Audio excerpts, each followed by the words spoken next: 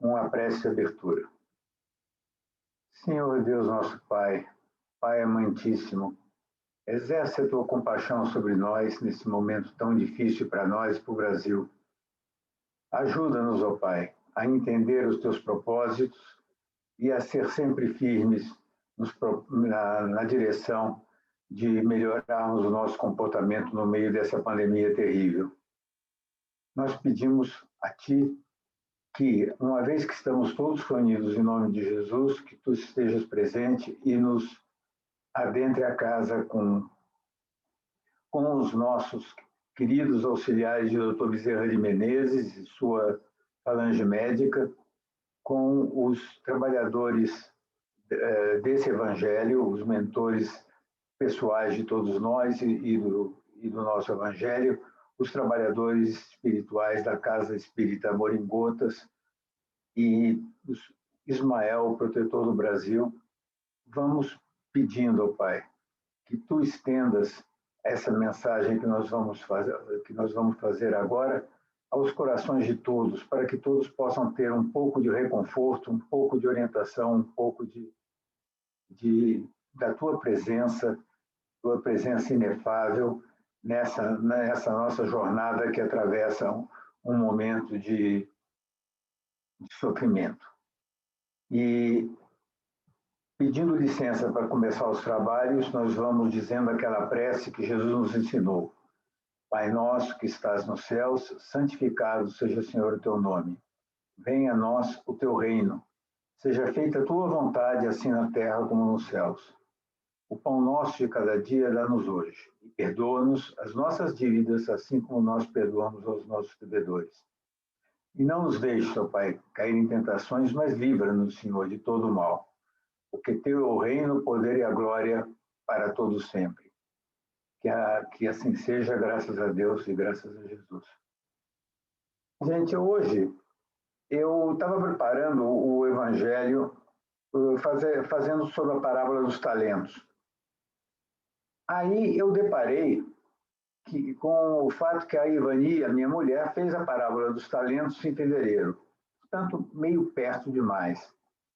Mas é a minha parábola predileta e ela é tão rica, talvez a parábola mais rica de todas as que Jesus enunciou, junto com o bom samaritano, o filho pródigo, são parábolas que têm uma nova concepção a cada vez que a gente lê. Então, eu prometi a mim mesmo que ia fazer a parábola dos talentos revisitada, porque eu vi muito bem a palestra dela, anotei tudo, e eu não vou falar de nada que ela falou, vou falar só de outras coisas. Então, vamos à parábola dos talentos revisitada. Ela é uma parábola muito interessante, porque, inclusive, ela foi feita já na última semana de Jesus. Então, ela é uma parábola do final dos ensinamentos, para coroar todos os ensinamentos que Jesus nos pregou. E ela francamente, ela ultrapassa completamente os 10 mandamentos. Ela vai, em termos de conselhos para a nossa vida, ela vai muito além dos 10 mandamentos. Não é à toa que Jesus a pronunciou 1.400 anos depois dos 10 mandamentos. Mas então vamos começar pela parábola que está em Mateus.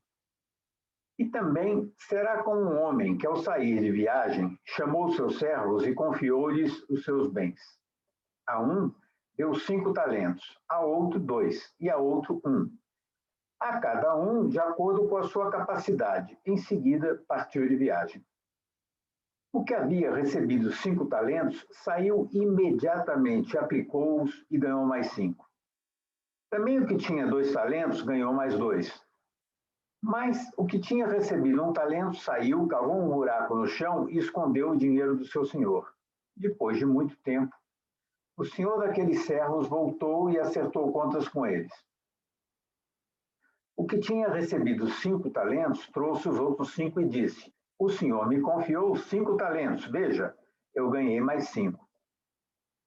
O senhor respondeu: muito bem, servo bom e fiel, você foi fiel no pouco, eu o porei sobre o muito, venha e participe da alegria do seu senhor.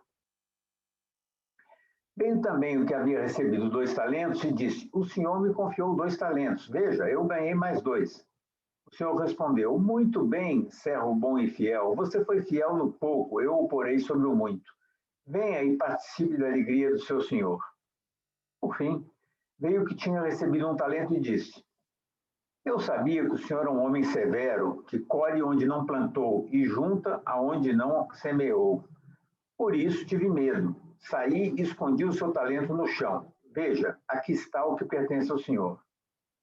E o senhor respondeu: servo mau e negligente.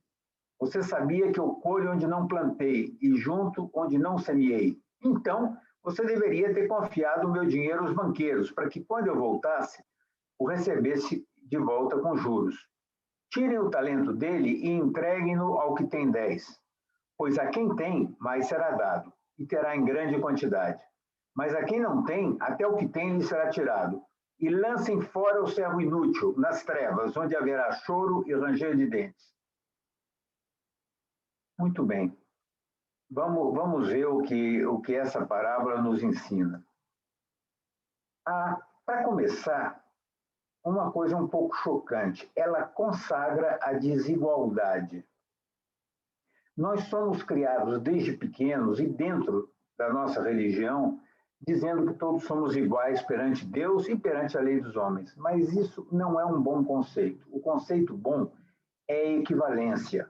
Nós somos equivalentes perante Deus e os homens. Isto é, nós valemos igual, mas nós não somos iguais. A lei mesmo não é igual para todos, nem poderia ser. Por exemplo, incapazes têm vagas especiais, pessoas que têm deficiência. Idosos têm preferência. A licença maternidade é muito maior para mulheres do que para homens. Então, há inclusive vários privilégios que eu não concordo, porque com esses que eu citei eu até concordo. Mas o fato é que as pessoas não são iguais e não são tratadas com igualdade, porque não deveriam mesmo ser. No plano de Deus, isso é muito mais claro. Nessa parábola, Deus deu a cada um segundo a sua capacidade, mas eu acrescentaria, e segundo a sua necessidade, como nós vamos ver no decorrer da palestra, que nós temos necessidades diferentes. Afinal de contas, os homens vieram para a encarnação para aprender as mesmas coisas? Não vieram. Alguns vão aprender algumas coisas, outros outras. Cada encarnação é como um ano escolar.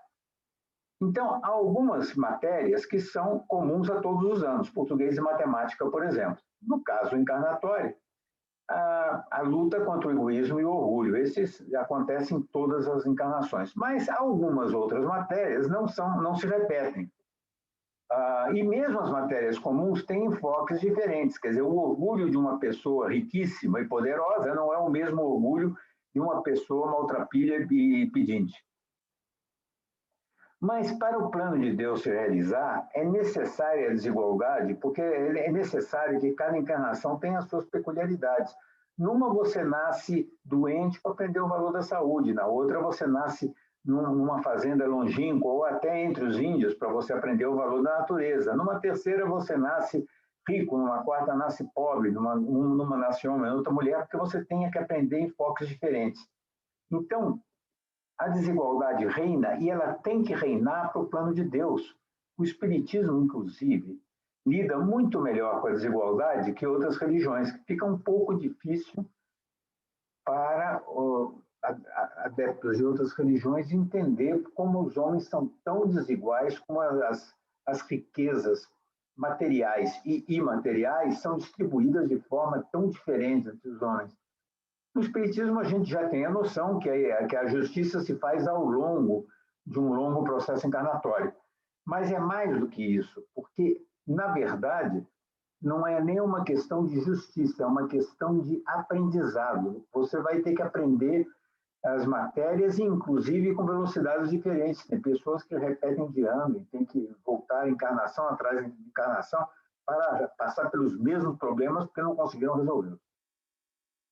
Esse excesso de igualitarismo que nós temos hoje leva, inclusive, a se fazer um esforço enorme para integrar os diferentes, mas nem sempre bem. É a inclusão. Nós falamos muito sobre inclusão, mas é preciso lembrar que uma boa inclusão não força o diferente a ser como o igual.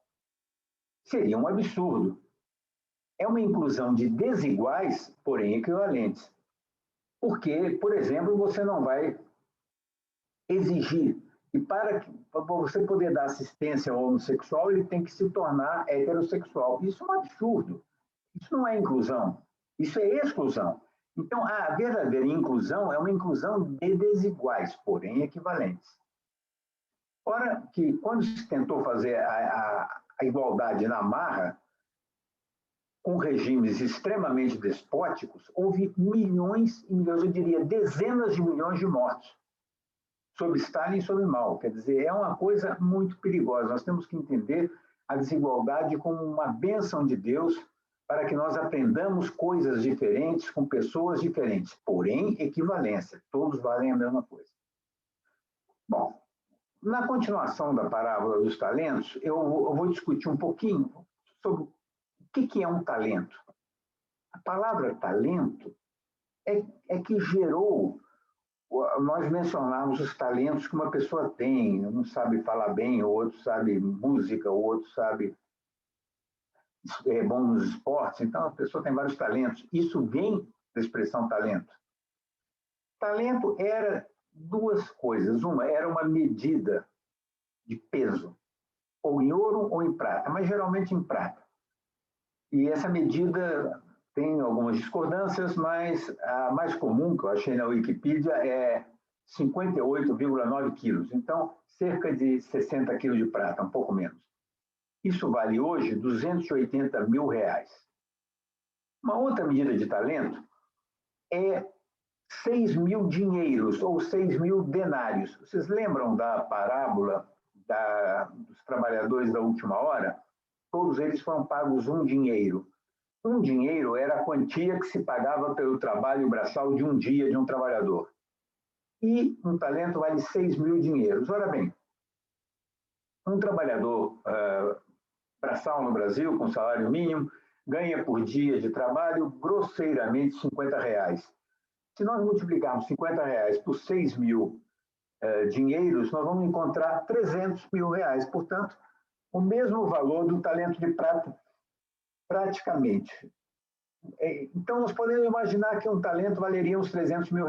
Então, o cara que recebeu 5 talentos recebeu R$1,5 milhão. Não é porcaria, era uma coisa importante. Então, esse presente de talentos é um presente importante. Mesmo que ganhou pouco, ganhou o equivalente a um apartamento para trabalhar. Muito bem.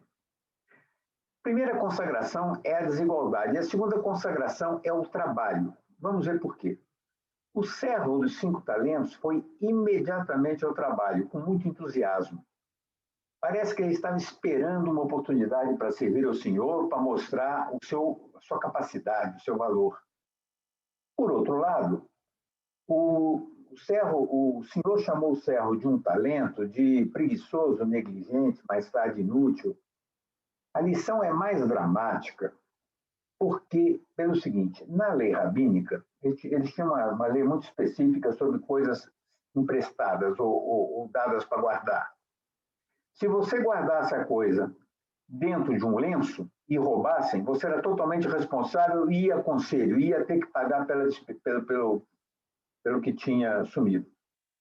Se, entretanto, você enterrasse na terra, você estava isento de qualquer culpa. E se alguém viesse, cavasse, roubasse, você estava isento de qualquer culpa. Então, esse servo inútil, ele cumpriu a lei rabínica. Ele enterrou o talento dele. Então, ele não era ladrão. Ele não era como, por exemplo, a parábola do filho pródigo. O filho pródigo foi e torrou o dinheiro todo com amigos, mulheres, bebidas e comidas e tal. Ele não roubou e não torrou. Então, o problema dele não é a honestidade. Essa parábola não consagra a honestidade, ela consagra o trabalho. O problema é que ele não trabalhou. Então, nós, espíritas, temos que trabalhar na seara de Deus. Vocês estão todos convocados a trabalhar. Porque a segunda consagração dessa parábola é o trabalho, não é a honestidade. A honestidade não basta. Por isso, eu digo que isso aí transcende os 10 mandamentos, que os 10 mandamentos diz Não furtarás o mandamento, mas aqui diz, não furtarás e trabalharás. O próximo tema é a definição de talento na nossa vida. Alguns dizem que o talento é dinheiro mesmo. O dinheiro é distribuído de uma maneira muito desigual no mundo e a lição que fica é que nós somos administradores dos bens que Deus pôs à nossa disposição. Porque como o caixão não tem gaveta, nós não vamos levar nenhum tostão do que nós ganharmos aqui. Então, nós somos mordomos de Deus, gerentes do dinheiro que Ele nos concedeu. Mas essa não é a versão mais comum. A versão mais comum de talento é talento mesmo, como virou na língua portuguesa, desde o latim. São talentos, a inteligência, beleza, agilidade física ou mental, capacidade esportiva, pintura, escritura, culinária, enfim, cada um tem um atributo em que Deus cede a ele para realizar a sua obra. Mas eu não vou enfatizar essa, porque essa é a versão que não apenas a Ivani falou, mas que é a versão que todo padre e pastor fala quando fala sobre essa parábola.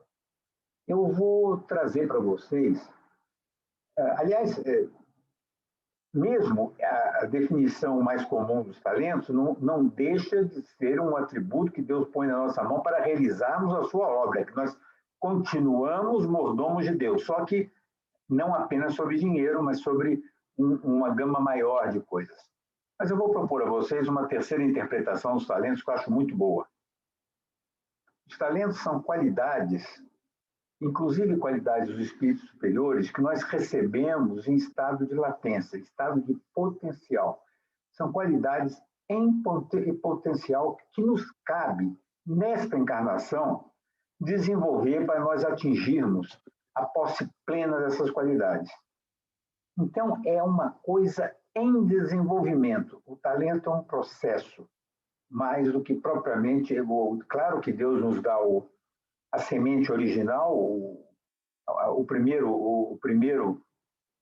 início do processo, mas daí em diante cabe a nós nos desenvolvermos e progredirmos, para atingirmos a posse plena dessas qualidades.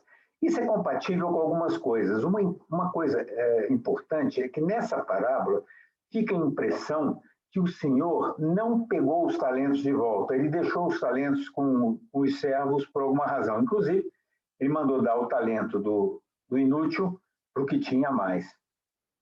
E então dá uma ideia de que as pessoas ficam com os talentos, o que é muito compatível com essa terceira interpretação, porque uma coisa que você desenvolveu acaba pertencendo a você, acaba pertencendo ao teu espírito imortal.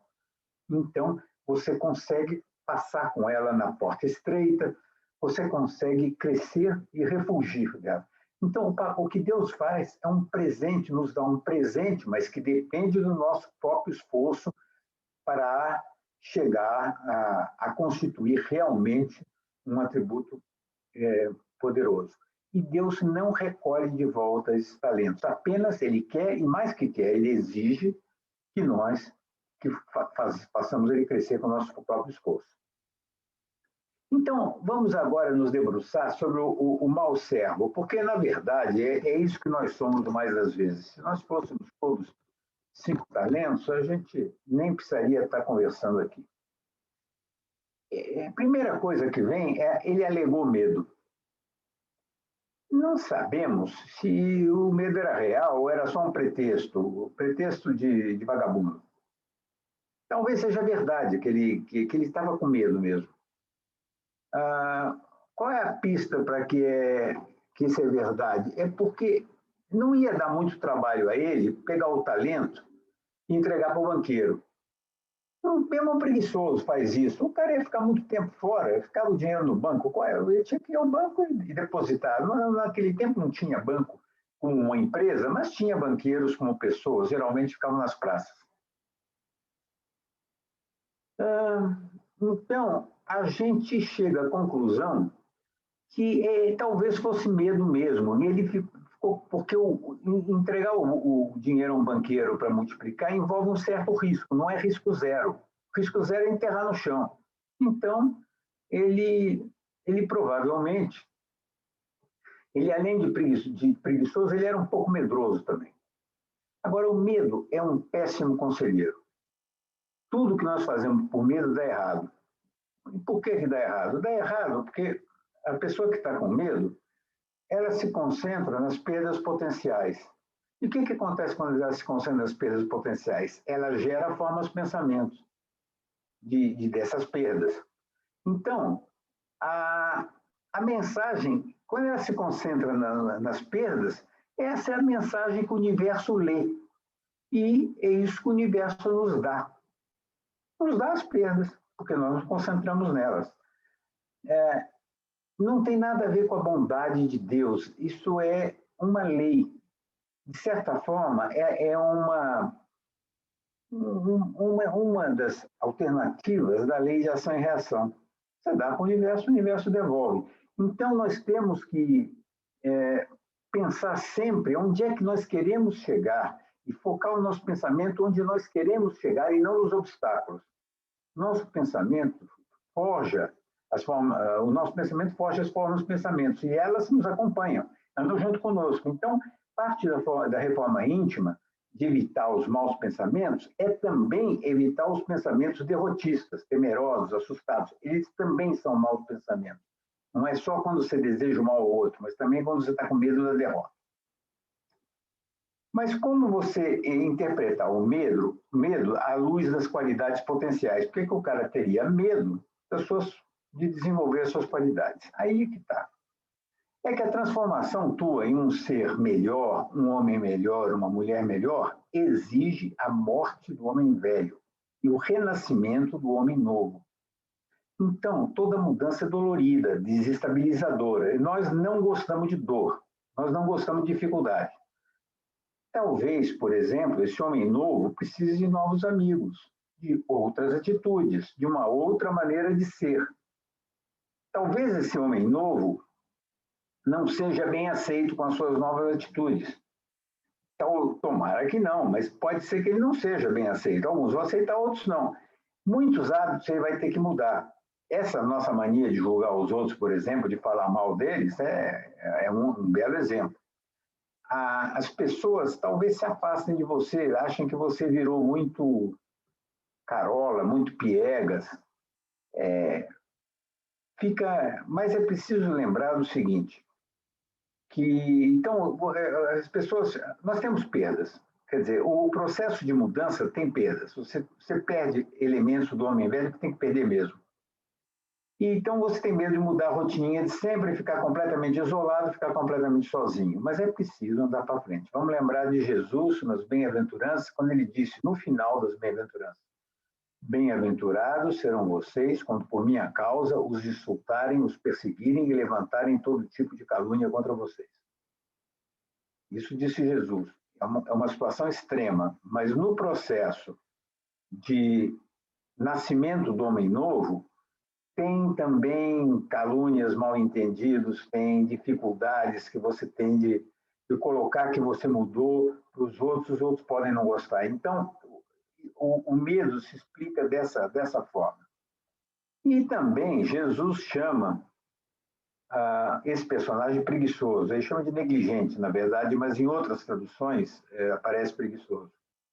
E que mudar é muito difícil, muito trabalhoso. E às vezes a recompensa da mudança custa muito a vir. Muitas vezes você não vem durante a nossa vida, só vai vir mais tarde. A inércia é o nosso maior inimigo e dificilmente nós vamos ser bem-sucedidos se a gente focar nas dificuldades do trajeto. O servo mau, né, o servo inútil, ele via risco, via esforço, via incerteza. Ele tinha zero de confiança nele mesmo. E talvez tivesse ciúme dos outros terem recebido mais talentos que ele. O Senhor já sabia que ele era fraco e hesitante, tanto é que deu só um talento a ele. E ele aproveitou e escondeu na terra. E pouco importa se foi por medo, por preguiça, por falta de iniciativa. O fato é que ele escondeu na terra.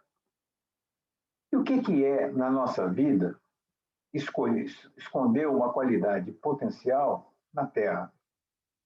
Não é bem usá-la para o mal. Isso é outra parábola, é um assunto para outra parábola, como, por exemplo, a do assassinato do filho do dono da vinha. É não usá-la para o bem. Quer dizer, sempre essa parábola, ela não se limita a combater o mal, ela é forçosamente parte da construção do bem. Por exemplo, a pessoa tem facilidade para escrever, ele cumpre a sua tarefa na escola, só ele é espírita, mas não redige nenhum artigozinho para o Jornal do Centro, não prepara aulas, não... Se ele tem dons musicais, ele não aprende um instrumento musical, não canta num coral, se ele tem dinheiro, guarda-o avaramente. Enfim, ele não progride. Essa é a única razão de nós encarnarmos, é progredir.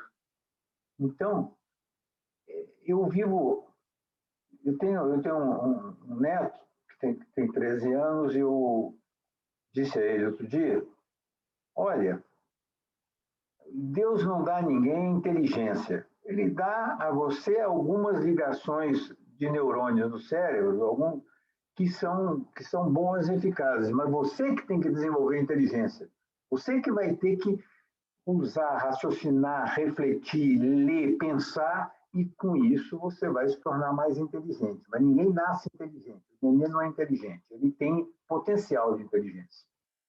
Então, vamos agora ver o que seria uma pessoa dar o dinheiro aos banqueiros. Vamos dar um exemplo. O cara é músico, ele tem vocação para música, então ele se desenvolve como músico, ele fica um ótimo instrumentista, fica famoso, mas ele não faz nada pelas obras de Deus. Então ele encanta o mundo com a sua música, enleva muitas pessoas, cria um bom ambiente, mas ele não toca em festivais beneficentes, ele não toca em hospitais. Então é algo, ele faz alguma coisa, mas a meu ver é meio insuficiente. Mas pelo menos ele fez alguma coisa. Então, dar o dinheiro aos banqueiros é desenvolver a sua qualidade, mas não usá-la para a seara de Deus, usá-la marginalmente em algumas coisas boas, mas não trabalhar duro na seara divina.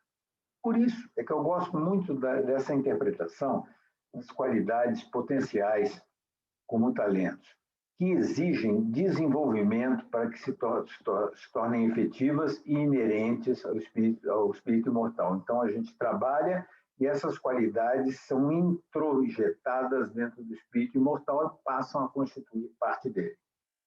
É uma explicação muito flexível e ela admite, inclusive, que alguns talentos sejam mais ligados à matéria, como, por exemplo, a beleza, ou a capacidade de ganhar dinheiro, o dom da mão boa para a culinária. Mas mesmo esses talentos mais palpáveis, mais terra a terra, se bem empregados, podem gerar muito amor. E esse sim nós levaremos. Então, seja como for, todos os talentos não deixam de ser instrumentos postos por Deus à nossa disposição para nosso crescimento e crescimento daquelas pessoas em nossa volta. O mais interessante é que nessa interpretação nós continuamos mordomos, só que, quando bem-sucedidos, nós ficamos com boa parte do resultado. E, além de ficar com boa parte dos resultados, nós espalhamos em todos os nossos próximos, em todas as nossas pessoas queridas, em todas essas pessoas que estão na nossa lista de vibrações, precisando de um apoio espiritual nosso, nós também distribuímos uma parte do resultado do nosso desenvolvimento para essas pessoas, para todas as pessoas à nossa volta. Então, eu gosto muito dessa ideia dinâmica, porque Deus nos faz encarnar exatamente para progredir. Quer dizer, todo o plano de Deus é um plano de progresso. Então, como que os talentos seriam estáticos? Eles têm que ser dinâmicos. Eu também gosto dessa interpretação na interseção dos talentos e da reforma íntima. Quantos talentos nós desperdiçamos, Jesus do céu? Meu Deus! Talvez eu ache até que um bom ponto de partida para a reforma íntima seja exatamente nós sentarmos com calma e fazermos um inventário das nossas capacidades e descobrirmos quais aquelas que estão esquecidas, estão ociosas, relegadas a um segundo plano e que poderiam ser muito úteis na seara do Senhor. Quanta coisa podemos fazer e não fazemos, Jesus. Vamos pôr a mão na consciência e ver as pequenas coisas que nós podemos começar já, morejar agora e melhorar muito. Mãos ao trabalho, gente. Olha que o senhor volta e vai pedir contas.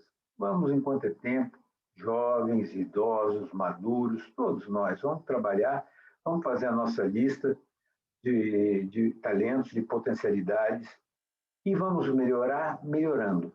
Vamos amar amando. Vamos perdoar perdoando. Vamos aprender aprendendo. Porque quem quer desenvolver um atributo tem que praticá-lo. Então vamos fazer como servo bom, que já saiu da presença do Senhor esfogueteado já para pelejar, para poder negociar. Não conte os talentos que você recebeu, nem os do vizinho. Apenas use-os, desenvolva-os. E perceba que, na maioria dos casos, nós não estamos com nossos talentos acabados, nós estamos com nossos talentos ainda muito virgens, muito em estado potencial. Esse é o seu presente, é o presente que você recebeu. Você recebeu de presente uma quantidade grande de atributos potenciais. Que Deus nos ajude a todos e nos abençoe a todos nessa nossa tarefa de adquirirmos talentos que Deus pôs na nossa mão. Era isso que eu tinha para hoje e vamos agora proceder às nossas vibrações por aqueles que estão na nossa relação. Senhor Jesus, nosso Pai querido que está nos céus, pedimos aos dois que, com a atuação da corrente médica do Espaço Dr. Bezerra, que atendam essas pessoas que estão na nossa lista. Vamos começando a desenvolver os nossos talentos, colocando muito amor nesses nossos nomes que nós trouxemos. Vamos colocando uma bandeja luminosa de prata, com flores maravilhosas, perfumadas, imantadas do que há de melhor na gente. Imantadas de luz, imantadas de força, de saúde, de amor, de perdão, de persistência, de força de vontade. Vamos, saúde em primeiro lugar, e vamos colocando essas bandejas nas mãos dos nossos mentores e dos benfeitores do espaço, para que levem até onde houver necessidade, começando pelos nomes daquelas pessoas que nós colocamos aqui. Vamos nos elevando e nos aproximando de Jesus para pedir licença para encerrarmos esse evangelho, pedindo uma bênção especial para nossas casas, pedindo uma bênção especial para a Casa Espírita Amor em Gotas, que ela possa continuar no seu trabalho fecundo de levar a palavra de Jesus e o evangelho a tantos lares e a tantas pessoas aflitas. Vamos pedir também pelos doentes do Brasil inteiro, e não apenas os que estão na nossa lista, especialmente aqueles que estão doentes de Covid. Vamos pedir pelos médicos que sejam iluminados pelos médicos do espaço para fazer o que for melhor para esses pacientes e também para proteger a médicos, auxiliares de enfermagem, todos os trabalhadores do sistema hospitalar, protegê-los para que eles não paguem com a sua própria vida essa missão linda que eles têm hoje. Agradecendo ao Pai por todas as forças do bem que têm tentado minimizar essa pandemia que faz parte da regeneração da Terra, da transformação da Terra em um planeta de regeneração. Vamos, então, pedindo licença para encerrar esse evangelho, repetindo a prece que Jesus nos ensinou e que nós dizemos de todo o coração. Pai nosso, que estás nos céus, santificado seja, Senhor, o teu nome. Venha a nós o teu reino. E seja feita a tua vontade, assim na terra como nos céus. E o pão nosso de cada dia dá-nos hoje, Senhor. Perdoa-nos as nossas dívidas, assim como perdoamos os nossos devedores. E não nos deixes, ó Pai, cair em tentações, mas livra-nos do mal. O teu é o reino, o poder e a glória para todo sempre. Graças a Deus e graças a Jesus que assim seja.